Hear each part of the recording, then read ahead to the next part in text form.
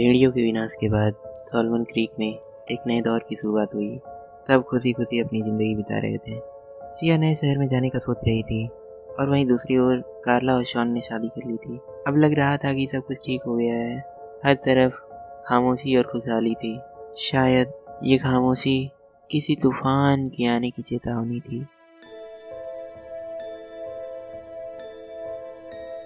Daniel डेनेवर पेशे से एक साइंटिस्ट था। उसे पता चला कि सॉल्मन क्रीक में अजीबोगरीब घटनाएं घट रही हैं। वो और उसका असिस्टेंट मार्क सॉल्मन क्रीक में हो रही घटनाओं पर रिसर्च करने के लिए आए थे। डैनियल साइंटिस्ट तो था, पर वो भूत प्रेत और आत्माओं में भी विश्वास रखता था। डैनियल की इकलौती बेटी एना के अलावा उसका इस दुनिया में कोई नहीं था। डैनियल हमेशा अपने काम में ही बिजी रहता था, इसलिए वो अपनी बेटी को वक्त नहीं दे पाता था। इसलिए उसकी बेटी हमेशा उदास और डिप्रेशन में रहती थी।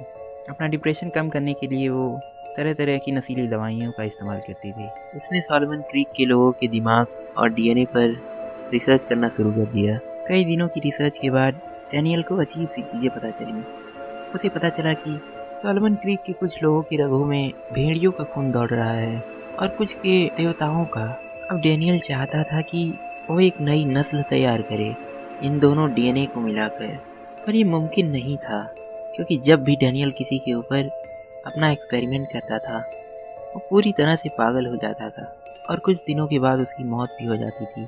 कई महीने बीत गए और मार्क ने कहा, सर हमें यहाँ से चलना चाहिए, क्योंकि अभी तक हमारे हाथ कोई खास चीज़ नहीं लगी है और लगभग 1 साल हो चुका है हमें रिसर्च करते हुए।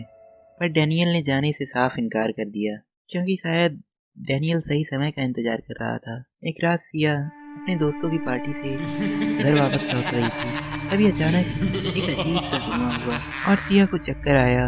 वो नीचे जमीन पर गिर गई। ये धुआं किसी और ने नहीं बल्कि डैनियल ने किया था। उसके चेहरे की वो मुस्कान देखकर साफ जाहिर हो रहा था कि उसका इंतजार अब खत्म होने को आया है। डैनियल ने सिया को अपने लैब में कैद कर दिया। जब सिया को होश आया तो सिया ने कहा, तुम लोग कौन हो और मुझे इस तरह यहाँ पर लाने का क्या मतलब है? हमारी इस नायाब दुनिया में तुम्हारा स्वागत है सिया। मेरा नाम डैनियल डेनेवर है। मुझे तुम्हारे नाम में कोई इंटरेस्ट नहीं है। मुझे सिर्फ इतना बताओ कि तुमने मुझे किडनैप क्यों किया? माफ करना सिया, पर मुझे ऐसा करना पड़ा क्योंकि मैं एक नई दुनिया बनाना चाहता हूँ। एक ऐसी दुनिया जहाँ पर मेरी बनाई हुई नस्ल हो। एक ऐसी नस्ल जो भेड़ियों और देवताओं से कई गुना ज्यादा शक्तिशाली हो। एक बार मैं ऐसा करने में कामयाब हो गया तो मैं इंसानों का नामो निशान मिटा दूंगा। सिया ने कहा, तुम अपने नापाक इरादों में कभी कामयाब नहीं होगे। पर मुझे समझ में नहीं आ रहा कि तुमने मुझे क्यों किडनैप किया।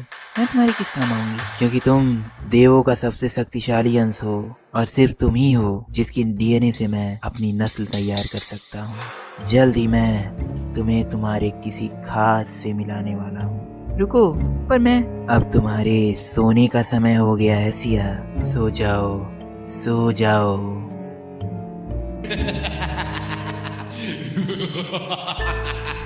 शॉन ने कहा कि सर कल रात सिया किडनैप हो गई।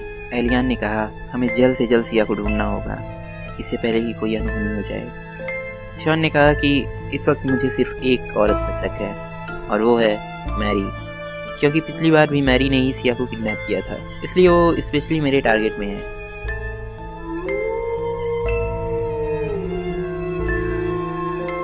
मैं तुमसे आखिरी बार पूछता हूँ, सिया कहाँ है? और मैं भी तुम्हें आखिरी बार बताती हूँ कि मुझे नहीं पता कि सिया कहाँ है। मुझे मजबूर मत करो, वरना क्या कर लोगे तुम? वो तुम्हें अभी पता चल जाएगा। तुम बहुत बड़ी भूल कर रहे हो शॉन। जब तक तुम मेरे सवालों का जवाब नहीं दोगी तुम ऐसे ही फ्रीज रहोगी। तुमने मुझे फ्रीज करके अपनी मौत को बुलाया है शॉन। मौत की चिंता मुझे नहीं। तुम्हारी ग्रीन मैजिक मुझे ज़्यादा देर तक रोक नहीं पाएगी शॉन। शायद सच में से कुछ नहीं पता किसी का कहाँ है। जाओ, मैंने तुम्हारी जान बख्श दी।